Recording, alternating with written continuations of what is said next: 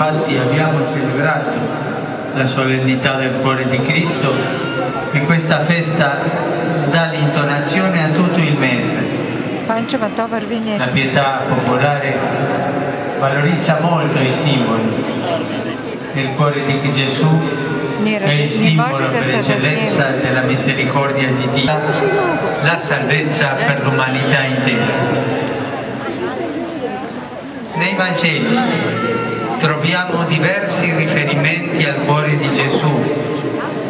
Ad esempio nel passo in cui Cristo stesso dice: venite a me voi tutti che siete stanchi e oppressi e io vi darò ristoro. Prendete il mio giogo sopra di voi e imparate da me. Gesù era già morto, gli colpì il fianco con la lancia e da quella ferita uscirono sangue ed acqua. Giovanni riconobbe in quel segno apparentemente casuale il compimento delle profezie. Questa compassione è l'amore di Dio per l'uomo, è la misericordia, cioè l'atteggiamento di Dio a contatto con la miseria umana, con la nostra indigenza.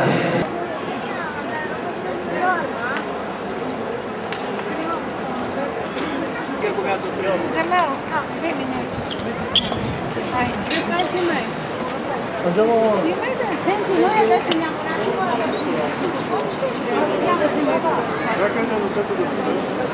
Ето как изглежда площада пред катедралата Свети Петър. Ние сме буквално в предверието на катедралата на стълбите.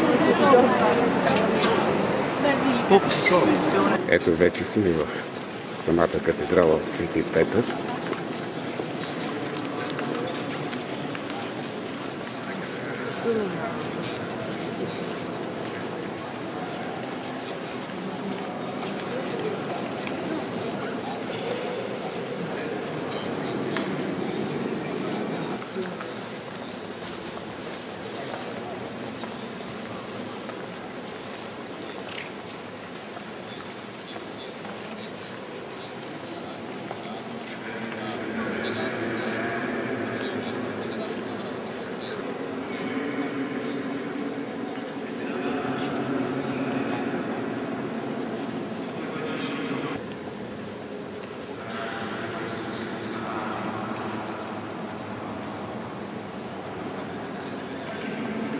Величествено нещо.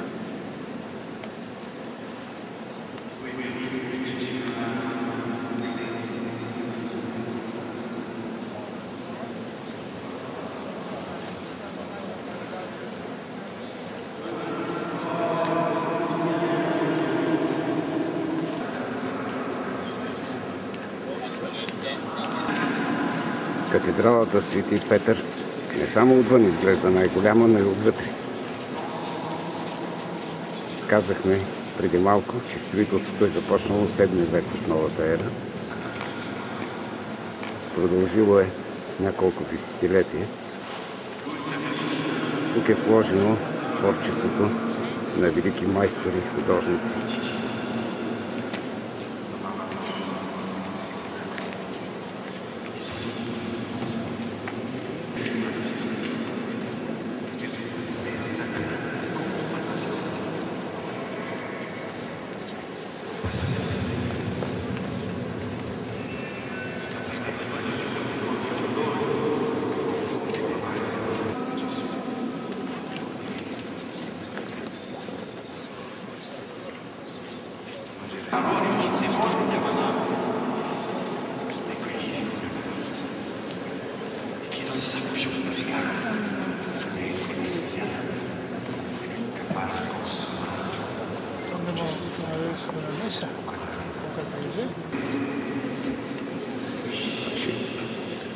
Може би камерата ще даде само участие и то бледа представа за размерите на катедралата Свети Петър в Ватикана. Е така правя опит в отдалечен план да извърша кръгово движение се бие горе-долу някаква представа, но това е нещо величествено и си заслужава да се види.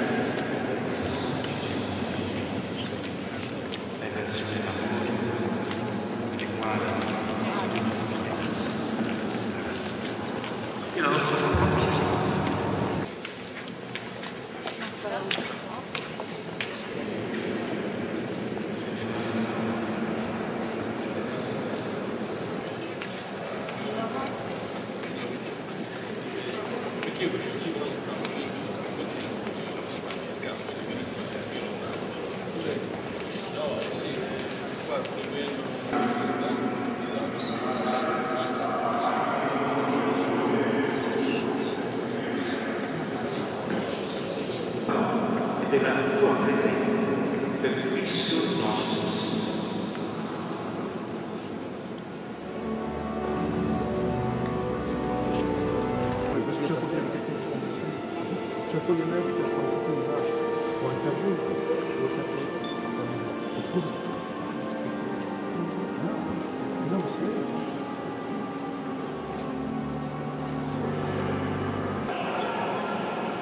Mettiamo innanzi al Signore nostro Dio.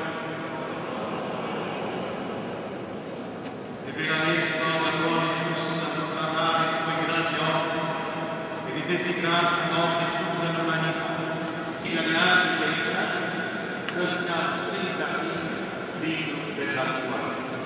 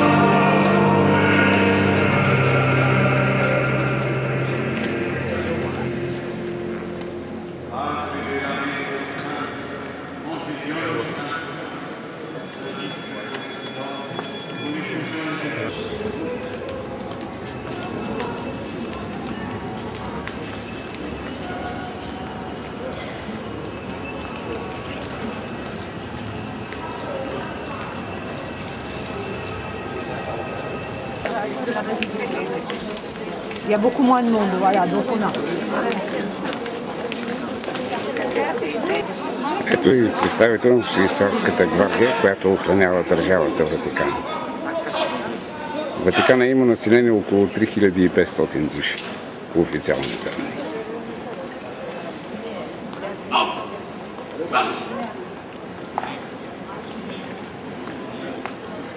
Смяна на караул.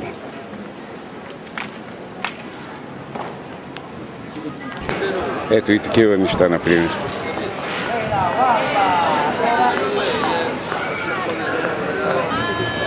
Отново на площад Ла Карбонара.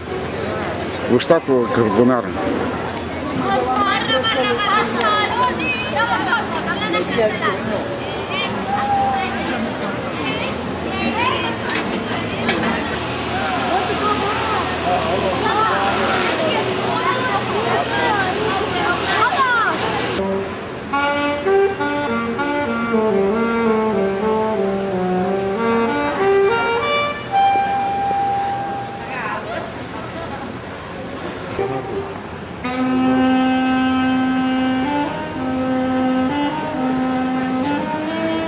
Ето и това придава аромата и облика на Рим. Едно от хилядите неща, които правят вечния град. Попаднахме на изложба на големите машини на Леонардо да Винчи. Това е музей на уредите, машините и механизмите, които той е сътворил. С най-гениалните постижения, които са трасирали пътя на науката векове напред до наши дни.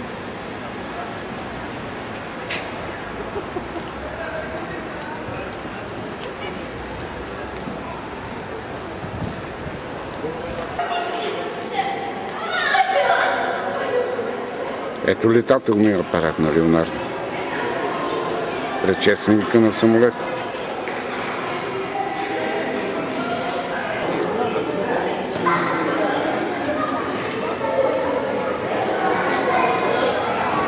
Затова се казва Вечният град. Затова му е дадено това име. Всичко има в него.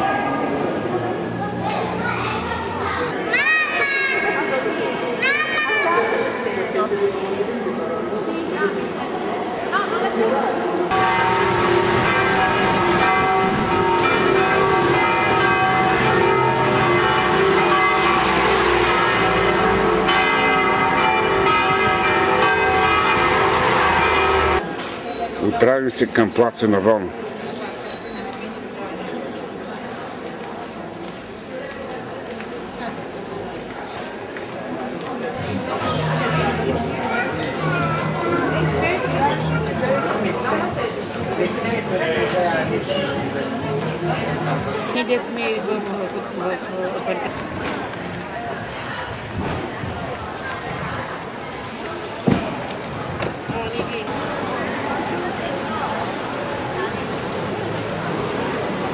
Ето, открихме къде се намира плаца Навона. С неговите забележителности, от които емблематичният за това място фонтан.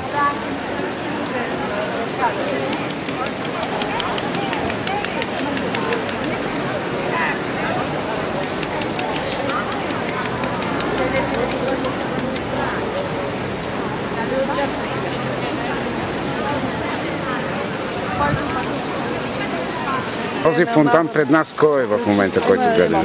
Между двата се намира, между големия се намират двата на Нептун. Може би има зато още един. Има още един, но да ги видим. Общо са три. А кой символизира четирите реки? Големия. Да, и сега ще отидем към него. Панчо да е най-силните. Образно да разгледаме. На Нептун. Това трябва да е на Нептун. Ето го, фонтана на Нептун.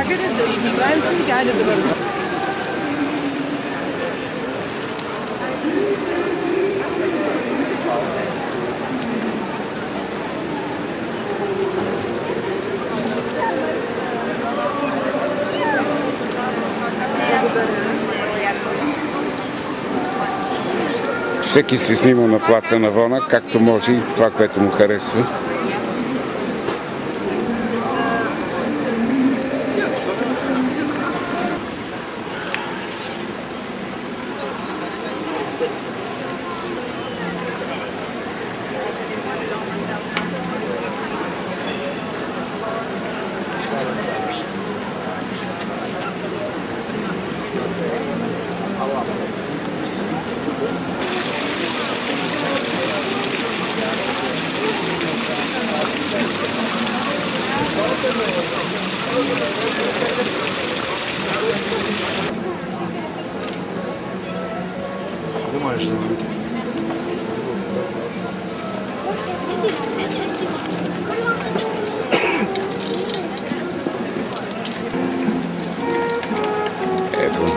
Ето това придава допълнителен аромат на Рим.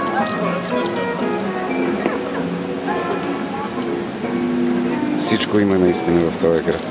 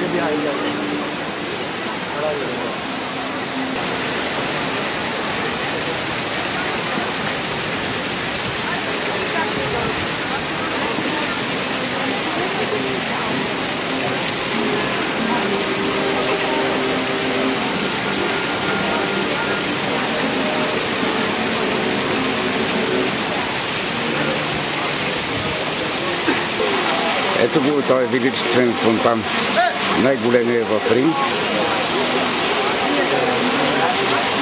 с 4 фигури, които символизират 4 реки. Ще се опитам да ги снимам всяка една от тях от различна гледна точка. Айде, кажи, кои реки символизират? Фонтанът на 4 реки Ганг, Нил, Дунав и Рио де ла Плата. Символизират тези 4 реки и единението между тях, така ли? И обграден от другите два фонтана на Нептун. Да, ние тях ги видяхме, да, те бяха в началото. Египетски обелиск е това.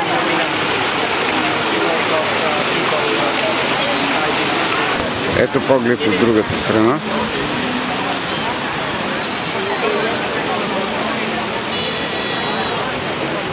И височината на този обелиск. Нарича се египетския обелиск.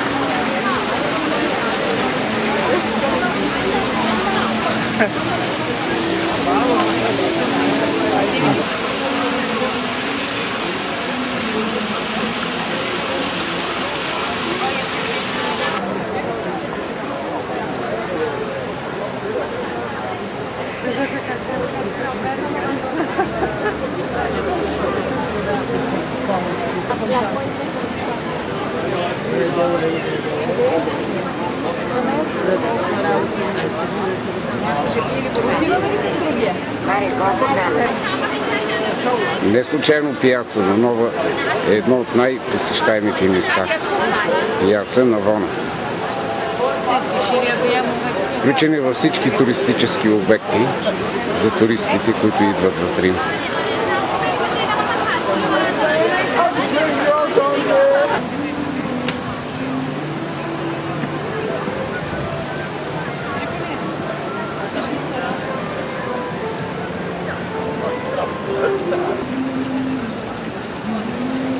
Ето го третия фонтан. В сравнение с този, който видяхме преди малко, е много скромен, но въпреки това изящен.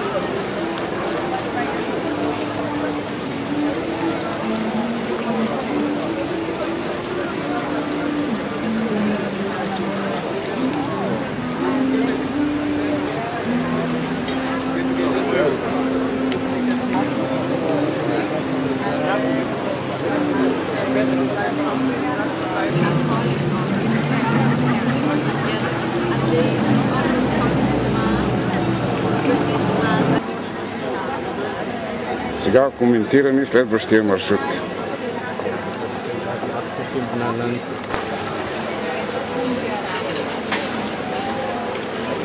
Ето още един поглед, още план.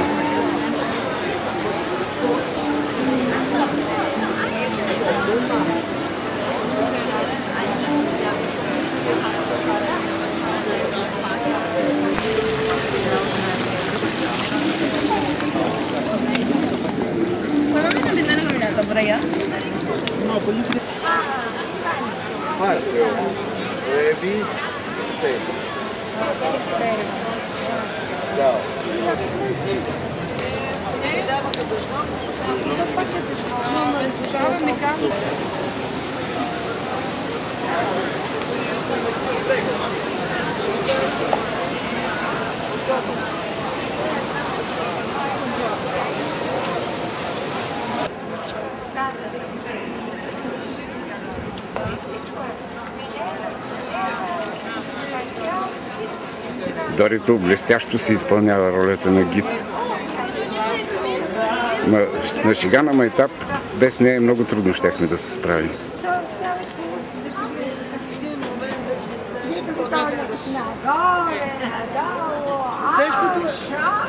Същото е в Лувъра, като гледаш първите 2 часа. После... А сега да ви кажа на къде отиваме. Насочваме се към плаца Испания.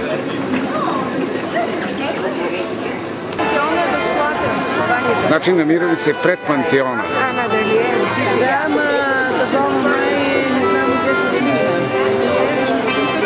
Освен знака група, за което ни съобщава надписа отгоре. Да, точно. Ето го, това е Пантеона. Да. След това издига на ново храма на всички богове опожарен през 80-та година. Пантеонът е най-добре съхраненото древно римско наследство. До Ренесанса куполът на древния храм бил най-големият в света. Отключим входа, това е единствения източник на светлина. В Пантеона се намира гробът на Виктор Емануил II, първи крал на Италия, гробницата на сина на Умберто I и съпругата Умберто Маргарита, както и гробницата на ренесансовия майстор Рафаело. И тук е гроба на Рафаело, нали? Да, пред Пантеона е разположена малка гряда.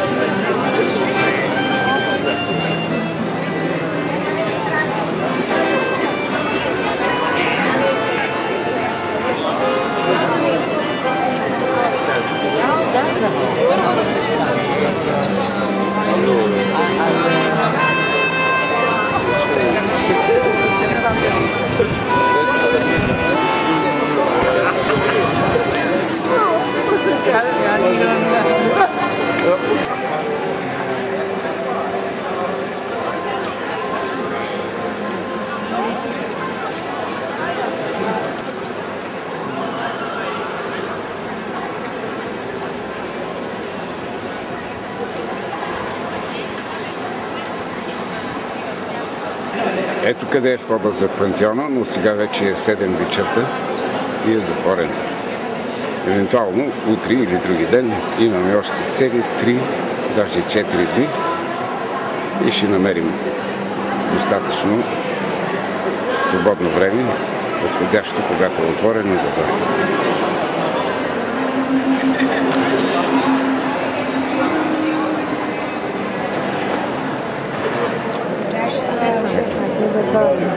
Sempre aqui de fora. Sai, né?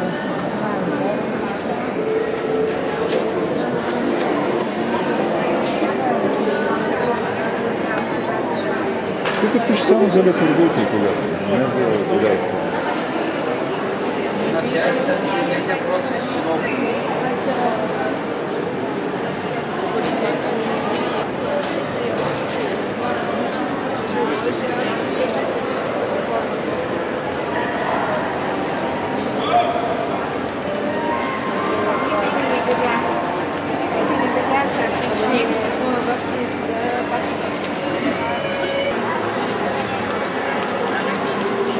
Сега отиваме да палим опашката на слона. Там ще бъде статуята на слона.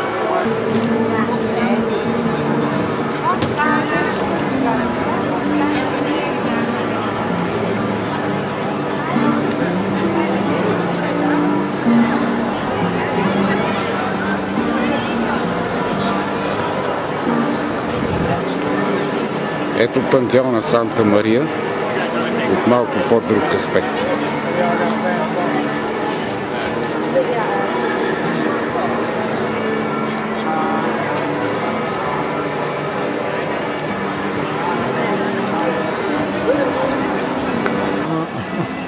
Съм забравил. И след това е превърнато в църква.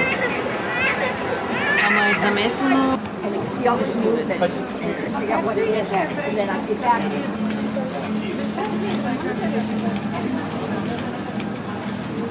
Индийски факири.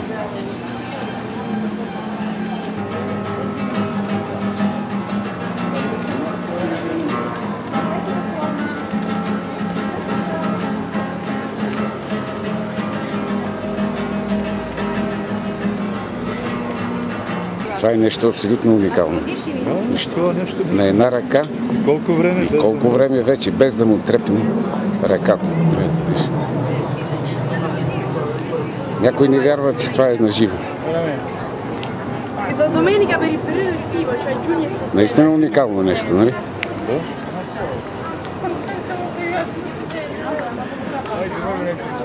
Браво! Възхитително. Ето го площада със слон.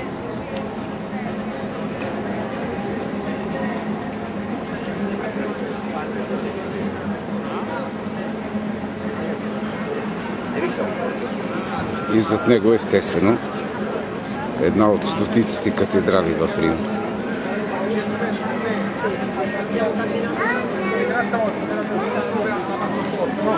Poi siamo tornati indietro, no? Sì. Il motore